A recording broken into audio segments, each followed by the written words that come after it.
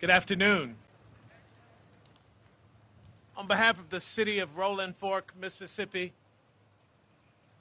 the Board of Aldermen, the Board of Supervisors for this county, we'd like to welcome all of you here today. President Biden and First Lady, Governor Reeves and his wife, all of our elected officials on the state level from here in the state of Mississippi, the Honorable Congressman Thompson, Senator Thomas, and others who have come. Today is a very important day here in Rolling Fork, Mississippi. It's a day that we are all thankful for. However, it's unfortunate that we are here for this purpose. But this purpose, by itself, is going to make Mississippi, Rolling Fork, a bigger and better community. I'm committed to working in partnership with state and federal leaders to ensure that the needs of this community are met. We have had so many people donating their time and resources to help our city, and we thank each of you for everything that you have done and everything that you are doing. But right now, the community is not only in disbelief, but grief as well. Therefore, we take this time to extend our condolences to all families who have been affected by this disaster.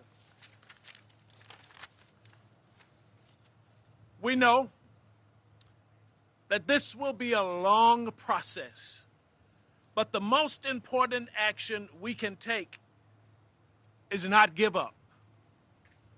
Rolling Fork is not only a community, it's a family. And I'm a believer that a family that prays together stays together. So as we unite and walk hand in hand down the road to redevelop and rebuild this community, we must come together and stay a family. What has been lost cannot be recovered. But we are confident that the people of Rolling Fork, that we are resilient and we will make this community bigger and better. So now,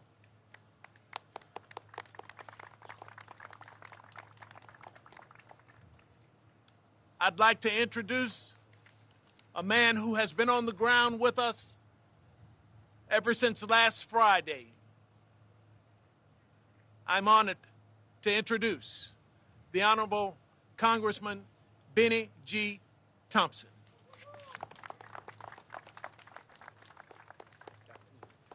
Thank you, Mayor, Mr. President, First Lady. Let me say to all of you who are assembled here that this is a statement of commitment on the part of our federal, state, and local partners that, in fact, help is not just on the way, but help is here.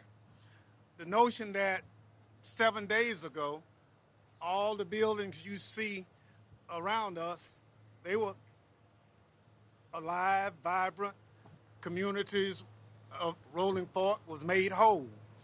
And so in that 7 short days, we've come to this, and we now have to fix it and get it right. I made a call to the president and said we need help. We got a record declaration in terms of a disaster based on just what we see here today.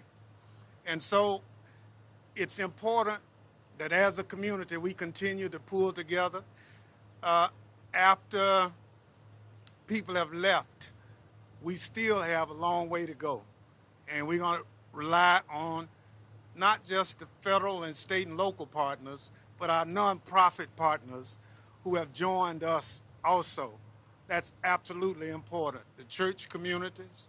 I'd like to single out the Sharkey County Board of Supervisors. They've stepped up in a mighty way and really have done what's required. The Mayor and Board of Aldermen of Rolling Fork have also.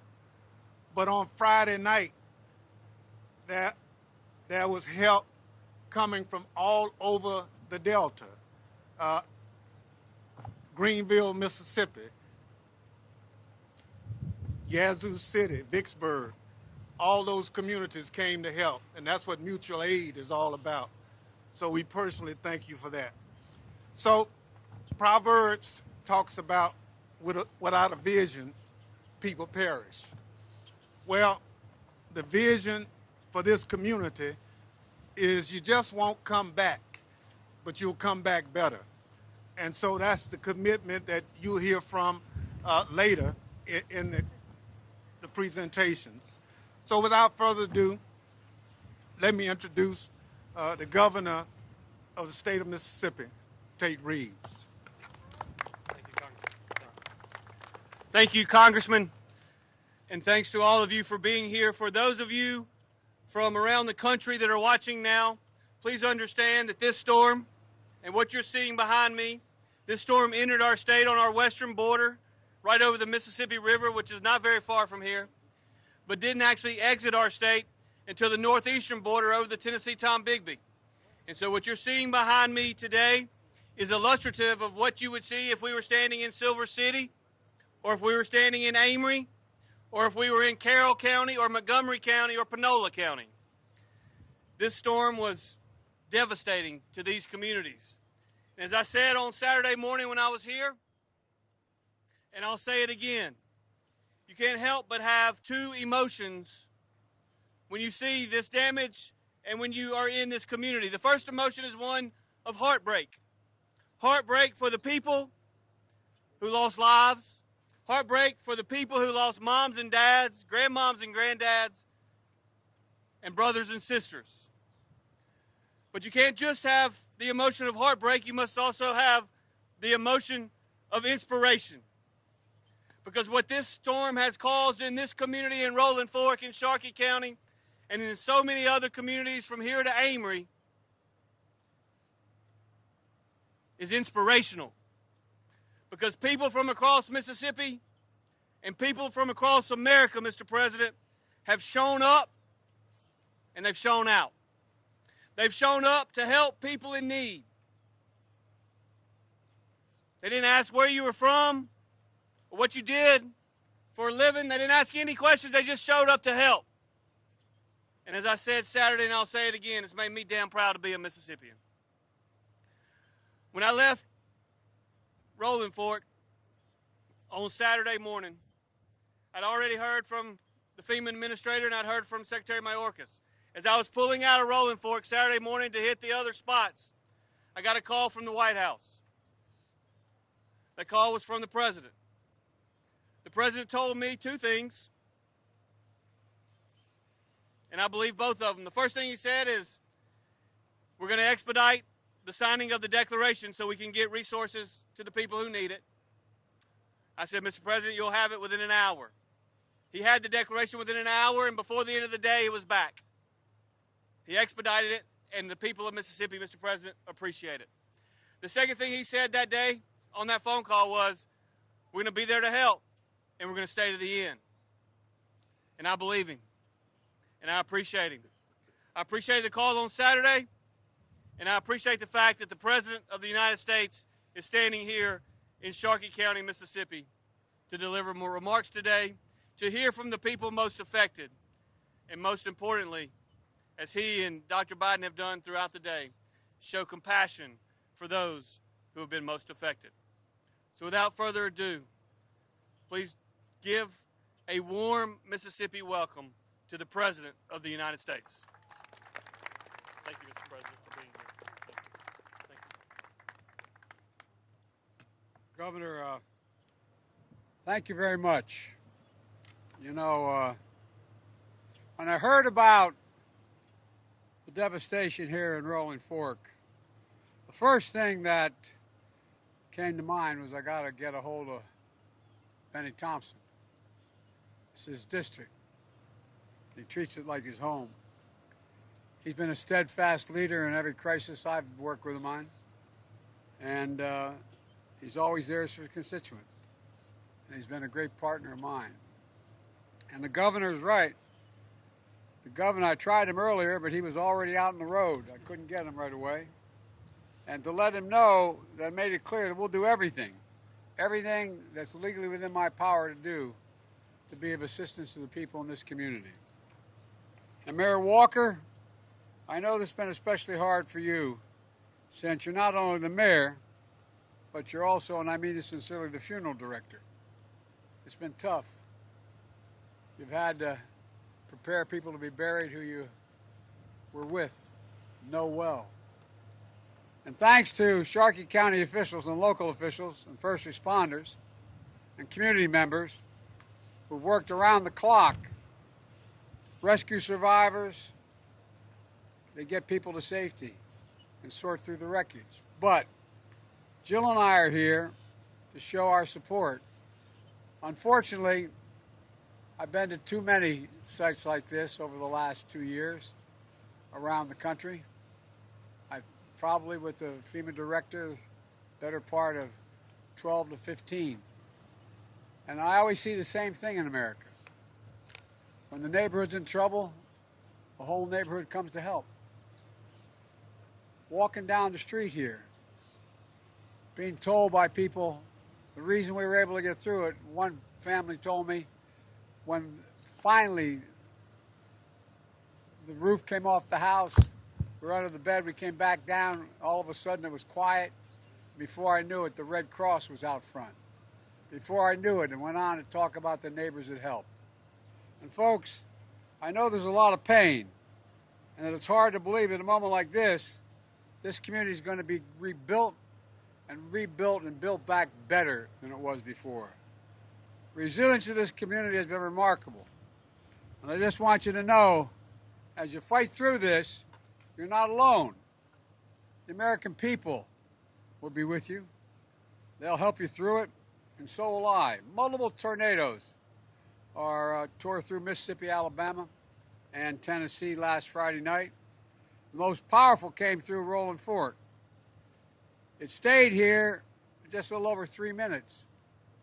Just imagine, look at, I know those who've been through it know. 3 minutes. 3 minutes, this neighborhood is basically gone. Stores, everything, gone. And the most powerful part of the tornado came through Rolling Fork. It stayed here and had the effect. It was so devastating, unless you physically saw it, it's hard to believe. 13 lives lost. I met a number of the families earlier today, Jill and I, my wife and I. 300 homes and businesses are nothing more than piles of twisted materials mixed up with personal items that mattered so much.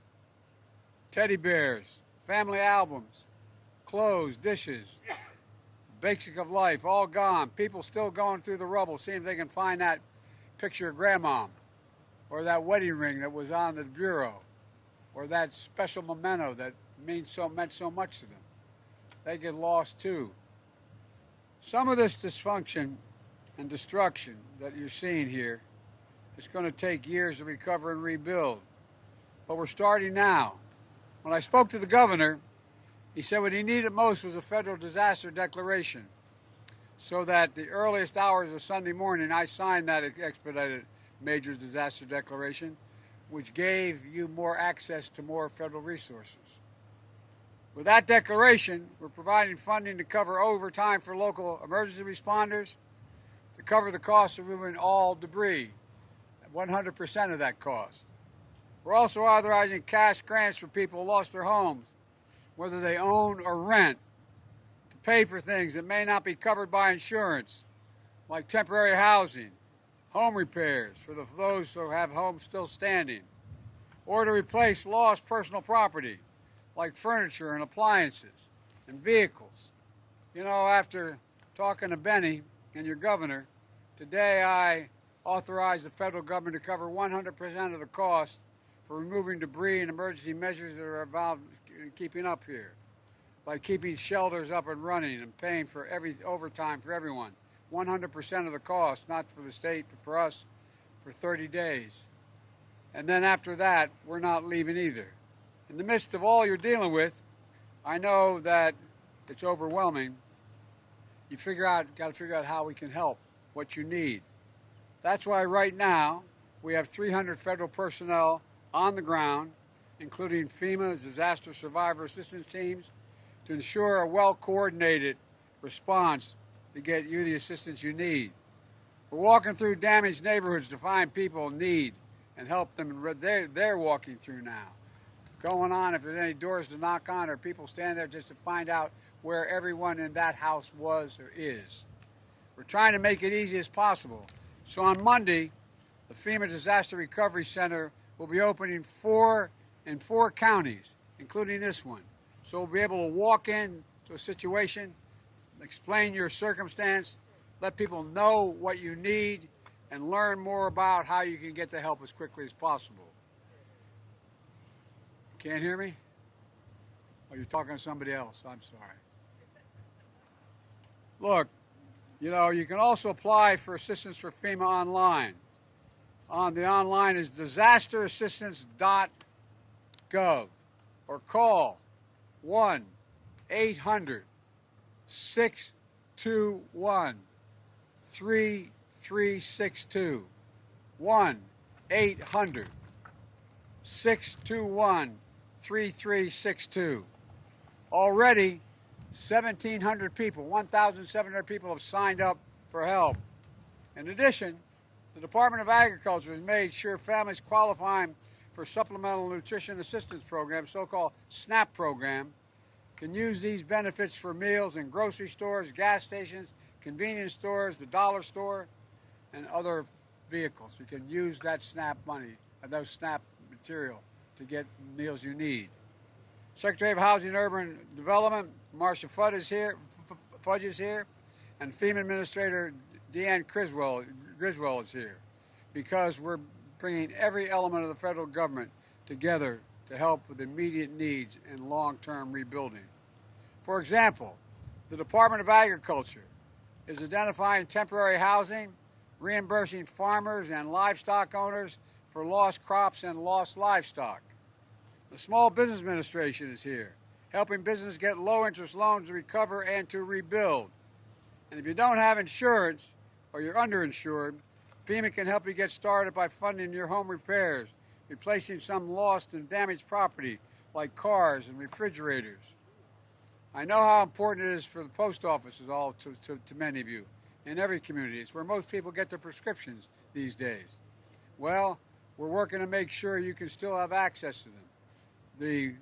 What we're doing is the National Postal Service is going to set up temporary post office, which you've already seen, on the grounds of the present post office was not usable. I also want to note that some of these communities are again facing the threat of severe weather in just 1 week later, if you've looked at the weather forecast. FEMA and other federal personnel are here on the ground, ready to respond and to support state and local officials if, in fact, they do mount to major storms. I want to urge everyone here to listen to the local officials and be prepared to take shelter. We've got to go through this together again if it happens. And let me close with this message.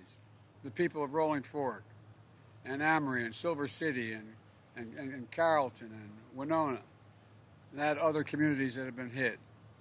We're not just here for today. I'm determined that we're going to leave nothing behind. We're going to get it done for you. That's why I'm here, why your Congress is here, why the governor's here. We're focused on making sure you got the place to sleep, food to eat, helping you rebuild your lives in Rolling Stone. But long term, I know this is your community.